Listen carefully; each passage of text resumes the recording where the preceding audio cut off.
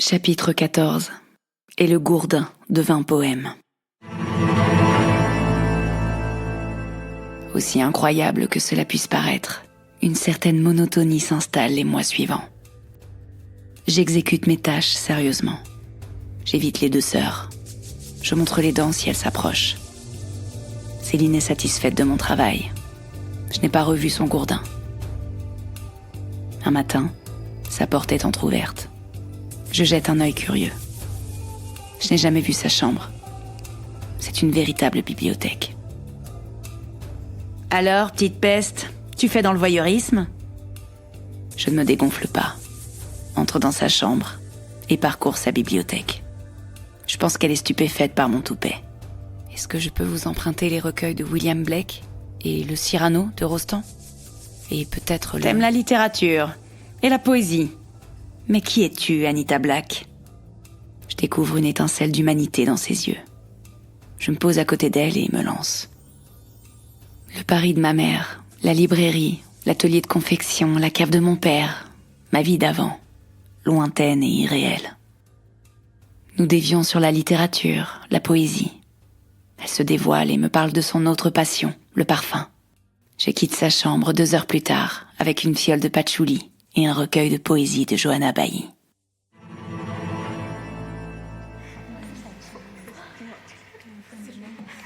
Une solidarité et une amitié forte se nouent rapidement avec Daisy, Nicoletta et Sunny. Je ne m'éloigne pas de mon objectif, fuir loin d'ici. J'essaye de comprendre les racines du mal et je glane des informations sur cette horrible famille. C'est Nicoletta qui finit par tout me raconter. Une nuit d'ivresse, Monsieur Bulger s'est livré à la belle italienne. Il pleurait, la tête sur mes genoux, lorsqu'il m'a tout lâché, comme ça. Il était ivre ou envolé à l'opium. C'est la première fois que j'ai vu l'humain caché derrière le monstre. Il est fou, il est cruel, il est malade. Mais c'est un malheur qui l'a détruit. Nous sommes en décembre 1927. La famille Bulger profite d'une promenade au cœur de New York. Emmitouflés dans leurs manteaux, leurs 2 enfants, Miranda et Sean, se courent après sur les trottoirs enneigés. Les flocons épais flottent au ralenti. L'instant est magique. Main dans la main, insouciant, Hans et Audrey savourent l'instant. Cela fait aujourd'hui 20 ans que Hans Bulger a repris la pharmacie familiale et 10 ans qu'il est marié à Audrey. Il fallait fêter ça. La famille Bulger n'a pas toujours été aussi heureuse. Passionnée de médecine alternative et progressiste, Hans aurait pu finir sa vie seul si Audrey n'avait pas usé de tous ses charmes pendant de longs mois pour s'en faire aimer. Elle découvre après leur mariage un secret. Hans a transformé la cave de la pharmacie en laboratoire. C'est son atelier, son cabinet de curiosité.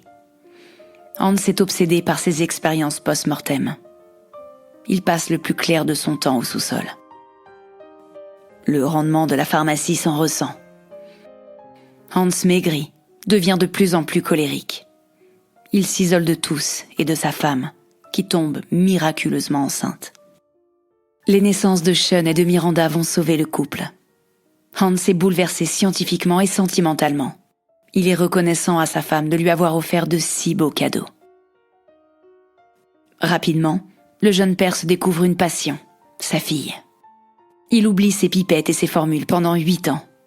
La pharmacie s'agrandit, c'est l'ère du bonheur et de la prospérité. Ce jour, Hans décide d'emmener toute la famille à Tribeca, au Square Dinner, pour fêter leur anniversaire de mariage.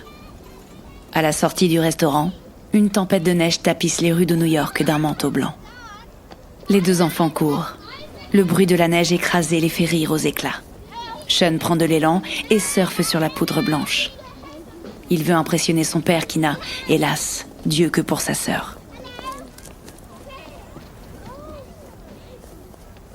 Sean se lance dans une grande glissade qui contrôle moins. Il termine sa course sur la route. Miranda a vu le danger et se précipite. Le choc est sourd. Elle est renversée par un véhicule, sous les yeux de son frère. En l'espace d'1 seconde, le destin de la famille Bulger est brisé. Après quelques jours dans le coma, Miranda meurt. Sean survit à l'accident, mais la moitié de son visage est écrasée et affublé d'une large cicatrice. Son genou est broyé. Il portera une attelle et devra s'aider d'une canne toute sa vie. Lors de l'annonce du décès, Hans, fou de colère et de douleur, accuse les médecins d'incompétence, fracture la mâchoire d'un soignant et passe la nuit en cellule. 2 jours après, il subtilise le corps de sa fille à la morgue. Il conserve la dépouille dans une chambre froide et passe ses nuits à tester diverses expériences. La chair de son enfant commence à putréfier. Il plonge Miranda dans une énorme cuve de formol. Il a perdu la raison. Il sort et erre dans la nuit new-yorkaise. Sa femme, Audrey, abuse des calmants, en libre accès dans la pharmacie, et se tourne vers Dieu. Le couple se distord, se fend, se délie. Le jeune Sean, témoin de cette descente aux enfers, s'enferme dans un silence honteux, derrière un masque qui couvre sa déformation.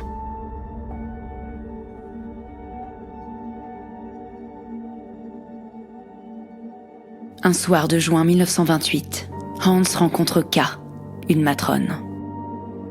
Maligne, elle comprend vite la vulnérabilité du pharmacien. Elle lui souffle que rien ne rapporte plus que le sexe, la luxure et la drogue à New York. Qu'il pourrait disposer d'un laboratoire fantastique avec l'argent d'une maison close. Il la retrouve chaque soir et elle le persuade de la responsabilité de sa femme dans la mort de sa fille. Une mère doit toujours avoir l'œil sur ses enfants. Hans pousse Audrey à avaler des somnifères. Elle s'endort définitivement à ses côtés. Il vend la pharmacie et achète fin 1928 un vieil immeuble qu'il transforme en lupanar de luxe, le Borderline. Au sous-sol, il installe un grand laboratoire. Il produit ses propres psychotropes. Avec ce nouveau matériel, il multiplie les horreurs.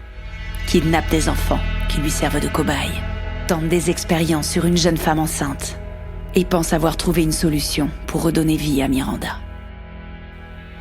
K va aussi lui servir de support. Il lui inoculera un mélange d'hormones, de cellules de sa fille décédée et de sa semence. Au début de l'année 29, elle tombe enceinte et promet à Hans des enfants exceptionnels.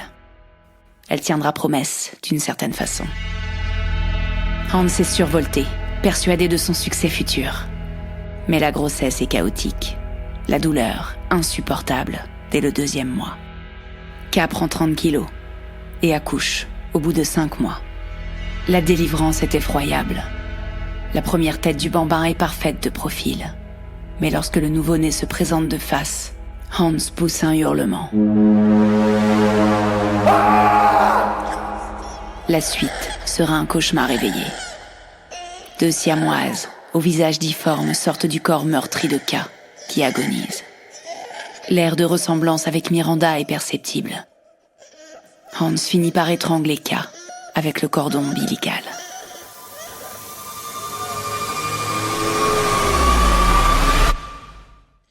Quelques mois passent, et le soir du 31 décembre 1929, 2 ans après la perte de sa fille, Hans incendie le commerce du conducteur de l'automobile qui a renversé Miranda et assassine un vieux monsieur qui tente de l'en empêcher.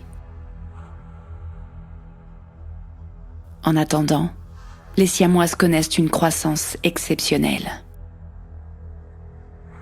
Elles se tiennent debout à 6 mois, parlent à 1 an et atteignent l'âge d'enfant de 12 ans à 3 ans. Cette métamorphose rapide les fait extrêmement souffrir. Cette douleur les remplit de haine. Elles n'ont de respect que pour leur père. Nicoletta conclut. Tu vois, Anita, la vie peut parfois être cruelle et rendre fous les fragiles. Même si je le déteste, une partie de moi a pitié de lui.